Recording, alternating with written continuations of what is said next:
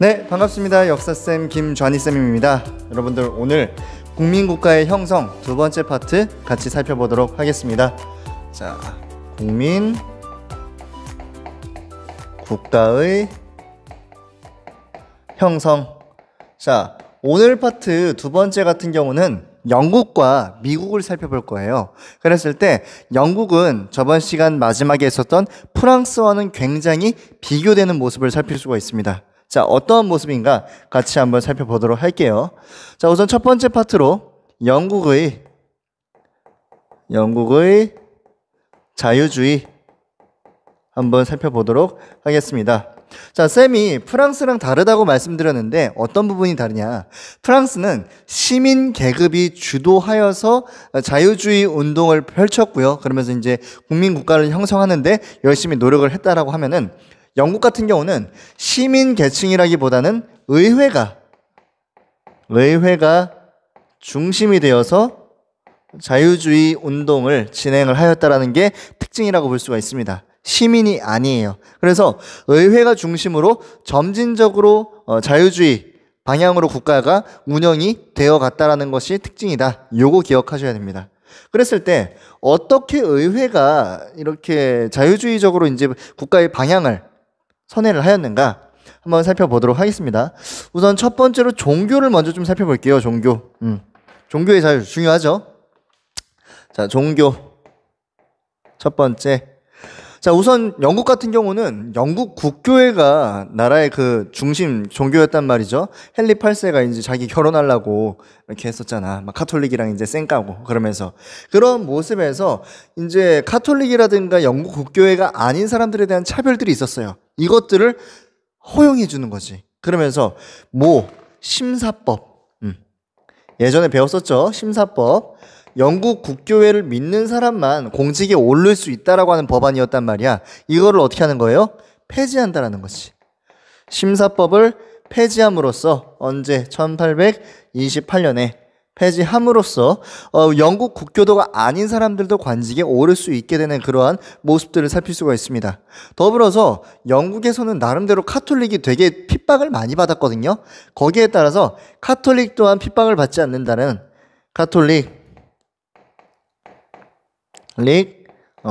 해방령을 발표합니다. 해방령. 요거 언제냐면은 1년 뒤에요. 1년 뒤 1829년. 요렇게 이런 식으로 종교적인 자유를 허용함으로써 당시의 영국의 그러한 억압적인 모습들이 아닌 자유주의적인 모습들을 살필 수가 있다는 거죠. 물론 심화적으로 좀 많은 내용들이 있긴 하는데 넘어가도록 하겠습니다. 자, 종교는 이렇게 볼 수가 있겠고요. 경제적으로 좀 볼게요. 경제. 사실 경제 파트를 먼저 보진 않는데 경제 파트를 봐야 되는 순서가 있습니다. 자, 경제. 여기서 경제라고 얘기를 했을 때 자유경제라고 여러분들이 이해를 해야 돼. 지금 우리는 자유경제 체제에 있거든요. 그렇죠? 국가가 나름대로 이제 통제를 많이 안 해. 국가가 통제를 많이 안 하고 일반 상공업자들이 발전을 본인들의 욕심에 따라서 열심히 일을 해서 돈을 많이 벌게 하는 그런 자유무역 체제에서 살고 있단 말이에요. 그랬을 때 영국 같은 경우 사실 이제 중상주의 혹은 보호무역주의였단 말이야. 국가 운영이었어. 국가가 주도를 해가지고 막 상업을 키우고 그랬단 말이야. 근데 이게 점차적으로 상업의 규모가 커지면서 일반 상공업자들이 굉장히 발전하게 됩니다. 규모도 커지고요. 그러면서 사실 영국이 이렇게 대영 제국이라고 얘기를 할 수 있을 만큼 전 세계적으로 이게 뻗쳐나갈 수 있었던 힘은 이 상공업자들의 욕심이었단 말이야. 더 돈을 벌기 위해서 식민지를 만들고 그 식민지에서 엄청난 물자들을 띄워오고 그런 상공업자들. 그랬을 때 상공업자들에게 규제가 될 만한 것들을 이제는 폐지를 한다는 게 이 경제 파트의 핵심이 될 수가 있겠습니다. 자, 무슨 말이냐? 자, 두 가지를 좀 기억하시면 돼요. 우선은 공물령, 그리고 또 하나 뭐가 있을까요? 항해법을 뭐 한다? 폐지한다. 폐지. 자, 공물령은 뭐냐면은 이게 간단하게 얘기를 하면은 이 지주들이 있습니다. 영국 주지들이 있는데 이 사람들이 뽑아내는 곡물들의 양이 일정 금액이 되기까지는 외국의 곡물들을 들이지 않는 거야. 왜? 외국의 곡물들이 들어오게 되면은 곡물 가격이 낮아지기 때문에 영국의 대다수의 의회에서 자리를 차지하고 하고 있었던 이 지주 귀족들이 피해가 날 수가 있단 말이야. 그래서 어떻게 영국 자체에서 막은 거예요. 외국 곡물들 들어오지 못하게. 항해법 같은 경우는 뭐냐면은 식민지라든가 영국으로 들어올 때는 당연히 영국 배로만 들어와야 된다라고 얘기를 하는 거야. 혹은 뭐 배 안에서 선원이 절반 이상이 영국 사람이어야 되고. 그러니까 이거 자체들이 사실은 되게 조금 자유무역을 하기에는 좀 어려운 거지. 예를 들어서 항해법을 봅시다. 야, 우리 영국에 들어오는데 네덜란드 배가 들어올 수도 있어. 벨기에 배가 들어올 수 있어. 자유롭게 무역을 해야 더 그러한 무역을 할 수 있는 기회가 많아지잖아요. 근데 영국 배만 들어와야 된대. 그럼 다른 나라에서 너무 불편한데? 또 영국 상인들 입장에서도 물건 빨리 떼와야 되는데 지금 이거 뭐 네덜란드 배워가지고 못 들어온대요 막 이래. 그러니까 이러한 제도들이 곡물령이라든가 아니면 항해법 같은 제도들이 자유무역을 할 때에는 어떻게 보면 좀 거추장스럽게 된다라는 거지. 이거 자체는 우리나라의 무역을 보호하는 데는 도움이 될지 몰라도 내가 이제 공격적으로 나가려고 했을 때는 이것들이 나에게 족쇄가 되는 거야. 그렇기 때문에 이 무역 제재들을 어떻게 보면은 폐지해 버리게 됩니다. 이렇게까지 경제 정리할게요. 근데 여기서 여러분들 곡물령이 조금 중요합니다.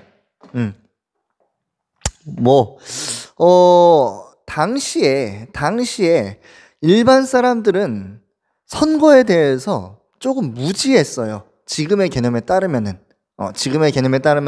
좀 많이 알지 못했단 말이야. 근데 곡물령 때문에 곡식의 가격이 떨어지질 않는 거야. 되게 비싸지는 거야. 왜? 지주들은 거기서 차익을 남겨야 되거든. 그러다 보니까 당시 일반 노동자들 같은 경우는 이거 너무 비싼데 하면서 이 곡물령에 대해서 되게 불만이 많았어. 근데 법령이잖아. 바꿀 수가 없어, 본인들의 힘으로는. 그러니까 뭐에 대한 중요성이 인식이 되는 거예요? 선거, 투표에 대한 인식이 중요해지는 거지. 의외로 우리 노동자들이라든가 못 사는 사람들의 입장을 대변할 수 있는 사람들을 보내야겠다라고 생각을 하는 거지. 그러면서 뭐예요? 선거에 대한 인식이 높아지게 되는 거예요. 곡물령을 통해서. 자, 그래서 선거에 대한 자유, 모두가 투표를 할 수 있는 그 자유 어떻게 얻게 되는가 살펴볼게요.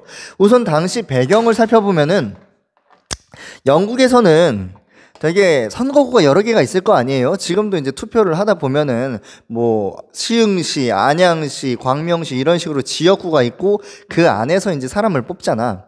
근데 당시 영국 같은 경우는 이게 조금 미흡했어요. 그래서 당시 이제 아직 안 배웠지만 산업혁명이라는 게 18세기에 이제 진행이 되거든요. 18세기 영국에서 산업혁명이 진행이 됩니다. 근데 산업혁명은 뭐야? 도시에서 공장이 엄청나게 많아지고 일부 농촌에서 이제 많은 사람들이 도시로 이동을 하게 되는 거지. 인구의 급격한 이동이 이제 펼쳐지게 되는데 그 전까지의 지역구로 얘기를 했을 때는 약간 농촌 지역에 되게 구가 많았었단 말이야. 그러다 보니까 시골에서도 의회에서 뽑아 나갈 수 있는 사람이 뽑히게 되고 도시에도 할 수가 있는데 인구 비례로 하다 보니까 원래 농촌 내에서도 있었단 말이야. 근데 인구 이동이 되면 거기에 대해서 최신화를 해줘야 될 거 아니야. 근데 안 됐단 말이야, 그게. 그래서 어떻게 사람들이 별로 없는 지역에서 지역구에서 의원들이 나오는가 반면에 뭐 맨체스터 같은 그런 신흥 대도시 같은 경우에서는 한 명밖에 나오질 않는다든가 아예 사람이 살지 않는 곳인데 지역구가 정해져 있어가지고 그게 안 바뀐 거지. 그래가지고 거기서도 막 의원들을 막 뽑는. 그래서 이걸 뭐라고 얘기하냐? 부패한 선거구라고 얘기를 합니다. 그러한 좀 뭔가 좀 선거를 할 때 지역구에 대한 개판이 벌어지고 있었다라는 거예요. 말이 조금 어려웠을까요? 네. 그랬을 때 이러한 개판인 선거구를 개정을 해야겠다. 그래서 제1차 선거구 개정을 선거법을 개정을 하게 됩니다. 그래서 이 안에서 뭐가 나오게 되느냐? 자, 일단 1932년이고요. 1832년이죠. 얼마 전이네. 1932년이면은. 자, 그랬을 때 어떠한 내용들을 바꾸게 되는가? 부패 선거구를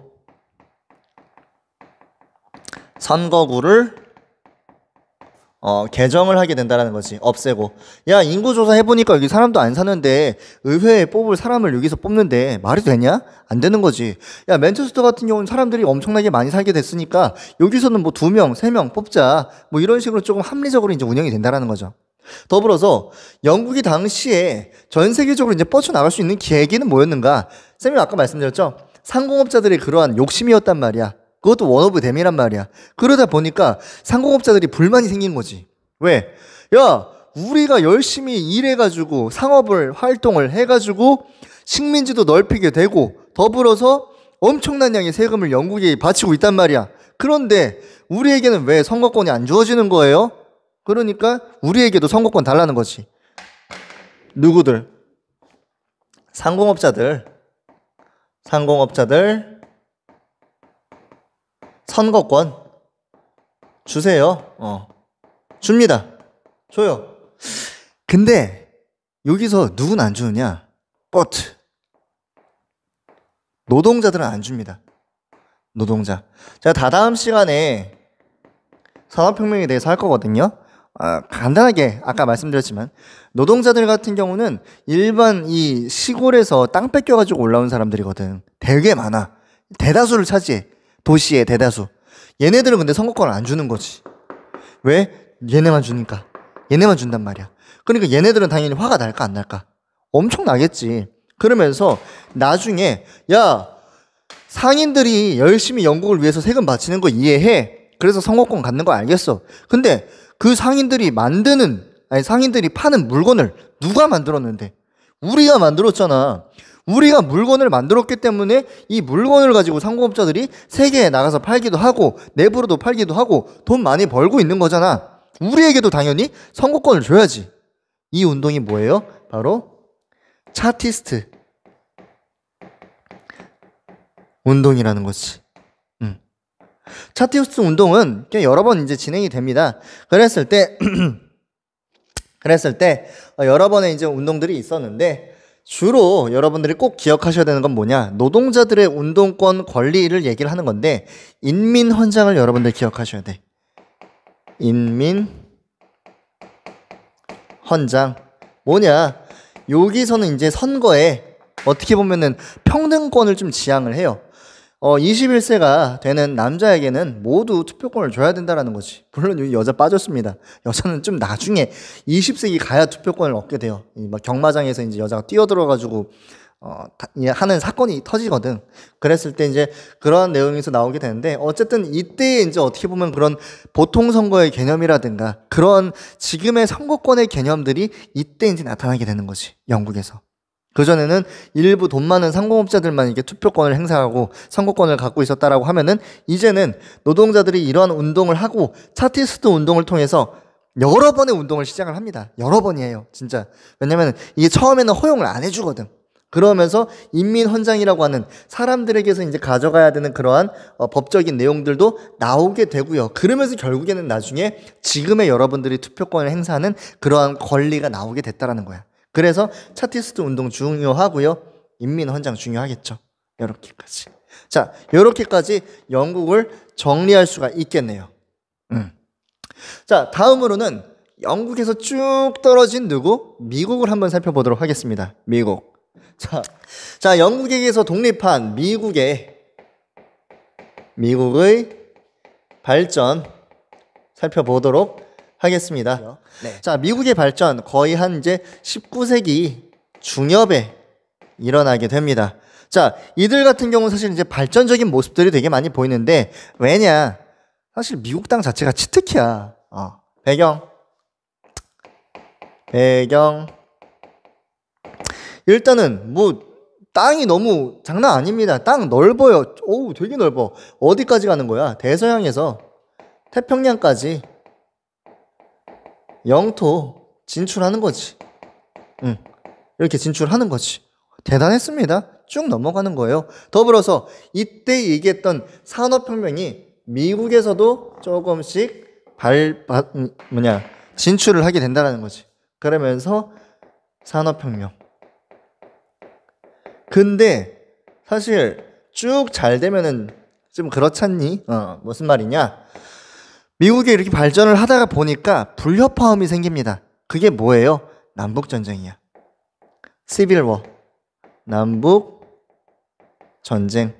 자, 남북 전쟁은 왜 일어나게 되느냐? 여러분들 어렸을 때 에브라함 링컨에 대해서 위인전 읽어봤을 거예요. 그때 뭐야? 흑인 노예들을 해방하느냐 마느냐, 이게 되게 중요하게 다뤄졌잖아.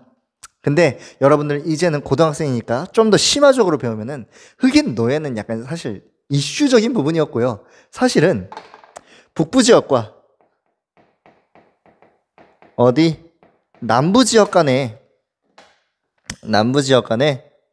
어떻게 보면은 그 경제 구조의 차이 때문에 나왔다라고 여러분들 기억하시면 됩니다. 북부 같은 경우는 어떠한 산업혁명이 이제 일어나게 되면서 공장화가 진행되고 있었어요. 산업화. 자, 근데 당연히 초기겠죠? 초기. 선발주자 누구야? 영국이야. 자, 그리고 남부 같은 경우는 남쪽에 이제 Welcome to the California.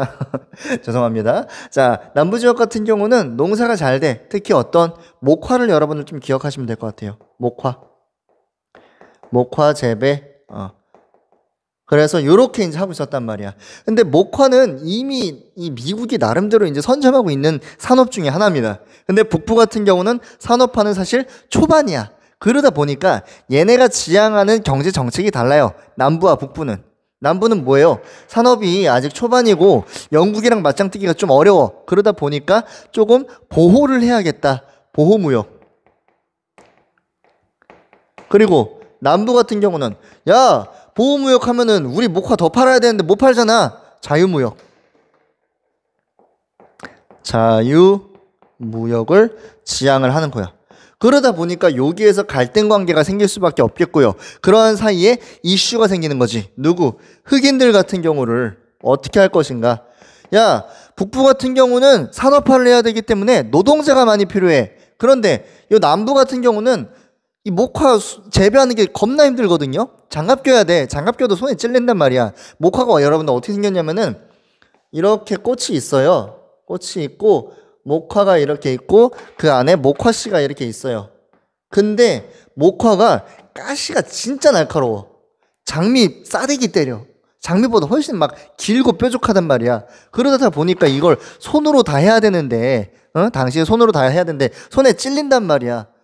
그러니까 이거 백인들이 해? 안 해. 스페니쉬 해? 안 해. 누구 시키는 거야? 노예들 시키는 거야. 그래서 어떻게 흑인들을 북부에서는 노동자로, 공장에서 하는 노동자로, 그리고 남부에서는 노예로 생각을 하는 거지. 그게 더 자기들 경제체제에 더 이득이 되니까. 이득이 되니까. 공장에서 노예로 돌리면 되잖아요. 여러분, 노예는 개인의 물건입니다. 공장에서 공장주가 아닌 이상은 노예들 마음대로 할 수가 없겠지. 차라리 고용 해고가 쉬운 노동자로 하는 게 낫겠지. 자, 그러면서 이들 간의 갈등이 뻥 하고 터지는 게 뭐예요? 남북전쟁이라는 거지. 1831년에서 5년까지. 네, 이렇게까지 살필 수가 있겠고요. 죄송합니다. 자, 60년이네요. 네. 자, 이렇게까지 정리를 할 수가 있겠고요. 결국에 누가 승리를 해요? 그렇지. 에브라함 링컨이 이끄는 북부군이 승리를 하잖아. 그러면서 미국은 황금기를 맞이하게 되는 스타트를 끊게 된다. 발전. 사실 근데 초반에 남부가 많이 승리합니다. 그리고 사실 북부의 인구가 훨씬 많고 경제적인 규모도 훨씬 큰데 남부에서 이제 휴 그랜트 리 장군이라고 하는 명장이 있었고요. 북부에서는 사실 장군들이 좀 초반에 엄청 무능했어. 그래가지고 리 장군이 이끄는 남부가 많이 승리를 하기도 합니다. 자, 어쨌든 발전을 하게 되는데요. 당연히 산업화. 그리고 미국의 풍부한 자원. 풍부한 자원. 미국 그냥 얘네들은 땅이 치트키거든 진짜. 그리고 더불어서 산업화에 따른 또 철도에 따라서 엄청난 발전을 이루게 되고요. 이후 대영 제국을 영국을 뛰어넘을 만한 그러한 역량을 이때부터 갖게 된다라는 것까지 여러분들 살필 수가 있습니다. 자, 오늘 수업 여기까지 하고요. 영국의 자유주의 어떤 식으로 의회 중심으로 해서 각종 법안들을 조금씩 바꿔나가면서 이렇게 일어나게 됐고요. 미국 근대 국민 국가를 만드는 데 있어서 처음에 발전을 하는 거죠. 계속 발전하는 과정인데 중간에 이렇게 우리나라처럼 남북이 분단되는 모습도 있긴 하였다 정도까지 여러분들 기억하시면 되겠습니다. 자, 오늘 수업 여기까지 하고요. 다음 시간에는 러시아, 독일, 이탈리아의 통일 과정 그리고 국민국가 수립 과정을 살피겠습니다. 자, 안녕.